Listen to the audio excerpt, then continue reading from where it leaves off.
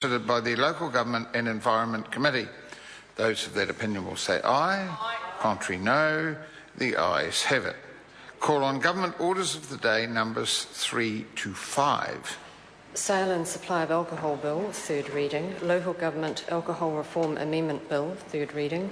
Summary Offences Alcohol Reform Amendment Bill, third reading.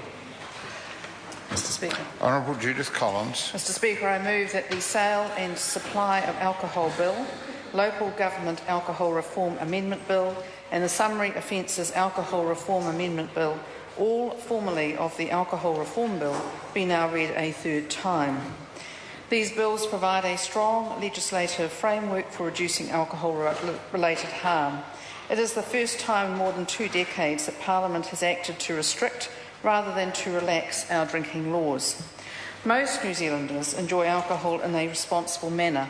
However, the harm resulting from excessive drinking strains our country's health and law enforcement resources and causes people and communities a lot of grief and stress. These bills contain a wide range of measures that will help to bring a change in our drinking culture. It provides many parts of society, from central to local government, communities and parents, with tools to make that happen. Some people, including members of this House, feel that the bill does not go far enough. However, it strikes a sensible balance and deals with the considerable harm that alcohol causes without unfairly affecting responsible drinkers. I'd like to take this opportunity to outline some of the bill's key measures that will help reduce problem drinking in our country. Let's look at access to alcohol.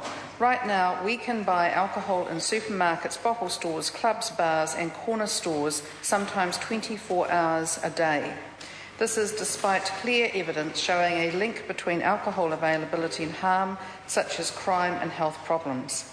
The Sale and Supply of Alcohol Bill, which I will now refer to as the Bill, introduces national maximum trading hours of 7 a.m. to 11 p.m. for bottle stores, supermarkets and grocery stores, and 8 a.m. to 4 a.m. for restaurants, bars and clubs.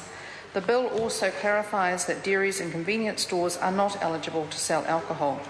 Grocery stores, which also sell a range of household products, will still be eligible to hold licences. Definitions to make it clearer about the kinds of stores that can sell alcohol will be expanded on in regulations. Accessing alcohol is easier when there are more licences, and communities have been telling us that they are concerned about the proliferation of stores selling alcohol in their areas. At present, it is very difficult to successfully object to a licence application. Licence criteria are limited and licences are relatively easy to obtain. This can be frustrating and disheartening for communities concerned about alcohol-related harm in their area.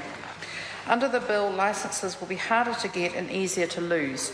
The bill introduces additional licensing criteria, including whether the licence is likely to encourage heavy drinking or increase alcohol-related harm, whether granting the licence will have a negative impact on the community, for example, by increasing noise levels or vandalism, and any relevant local alcohol policy in force for the area. The new criteria come into force 6 months after royal assent. Until then, the existing criteria will continue to apply. The timing of this change has led to concern that people may apply for licences before the 6-month mark in order to avoid the stricter criteria. The new Act will make it clear that any licence applied for in that 6-month period will receive an interim licence for up to a year. An interim licence cannot be renewed. Once it expires, the licensee will have to apply for a licence under the new Act if they wish to continue selling alcohol. As mentioned earlier, licences will be easier to lose. The bill increases focus on compliance by licensees and managers. Licensees and managers who repeatedly fail to meet their obligations under the new Act will lose their licence or certificate if they commit 3 specified offences within 3 years. They will also be subject to a stand-down period of 5 years. The bill also expands the range of offences for which an infringement notice can be issued and gives licensing inspectors the power to issue infringement notices for certain offences. These changes make it clear that there is no room in the industry for licensees and managers who do not take their obligations seriously. The bill also has a strong focus on local decision-making. At present, licence applications that are opposed by police, a licensing inspector or a medical officer of health are transferred to the Liquor Licensing Authority for decision.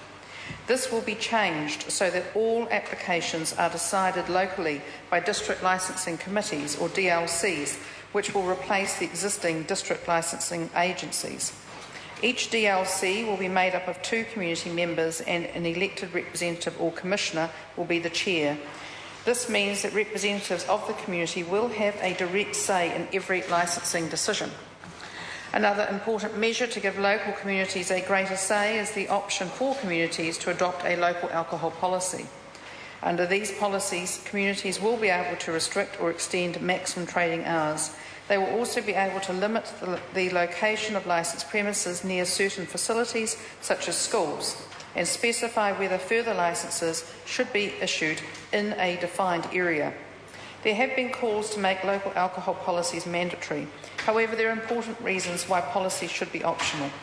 Firstly, there is significant cost associated with the development of a local alcohol policy. Some territorial authorities, particularly the smaller ones, may not want to fund the development of a policy. Secondly, some communities may consider that a local alcohol policy is unnecessary for their area, and that the national maximum trading hours and new criteria in the bill adequately address their needs. It is very important that we allow communities to decide what is best for them, especially given the aim of increasing community input and control over licensing. One of the key concerns of communities has been the impact of alcohol on young people. The new Act has a special focus on this vulnerable group. We know that heavy drinking is not the exclusive domain of the young, but young drinkers, particularly those under 15, suffer significantly more alcohol-related harm than older drinkers. The government had proposed a split age of 18 years for bars, restaurants and clubs, and 20 years for bottle stores, supermarkets and grocery stores. In August of this year, this House voted to retain the current purchase age of 18 years. As many of you will know, I was personally disappointed by this choice. However, purchase age is not the only tool available to reduce the harm for young people. The new Act will give parents more control over their children's drinking and make adults' responsibilities clear. Evidence shows that most under 18-year-olds get alcohol from their parents and other adults, such as older siblings or friends. Often this alcohol is supplied in large quantities and without adequate supervision or controls. The bill changes this so that anyone who supplies alcohol to minors must have the express consent of the minor's parent or guardian. All alcohol, whether it is supplied by a parent or someone else, must be supplied responsibly. These changes provide police with a tool to intervene in unsupervised or poorly supervised events, such as after-ball functions or student parties.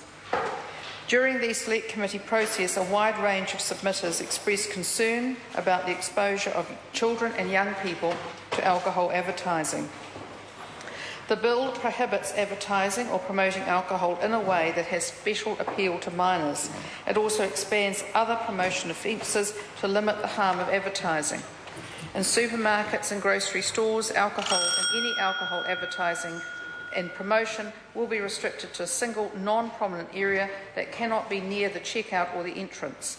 This will mean that our young people are not constantly exposed to alcohol when accompanying their parents on trips to the supermarket. The government has also agreed to establish an expert forum to consider whether further restrictions on alcohol advertising and sponsorship are required. The forum will report back to the Ministers of Justice and Health within a year of the bill being passed. The Local Government Alcohol Reform Amendment Bill also makes changes to alcohol control bylaws, which we know as liquor bans. These bans cannot currently cover places like supermarket car parks and school grounds, which are areas where people, including young people, gather to drink. The Local Government Alcohol Reform Amendment Bill addresses this by expanding the definition of public place to include school grounds, private car parks and other private spaces to which the public has legitimate access. This gives councils the power to make alcohol control bylaws covering these areas. The Summary Offences Alcohol Reform Amendment Bill also makes changes that will contribute to the effectiveness of the new framework. This amendment bill expands the definition of a public place to include vehicles in those areas. It also allows police to seize alcohol from a young person found drinking alcohol in a public place without a parent or guardian, as well as allowing them to issue an infringement notice. As many of you will be aware, these bills come into force in stages and will not be fully implemented until 12 months after it is passed. This is to allow for the development of regulations to implement these bills. It will also give local authorities, licensing bodies and licensees time to prepare for the changes. The Ministry of Justice is working closely with a range of agencies to ensure stakeholders are well informed and supported during this implementation stage.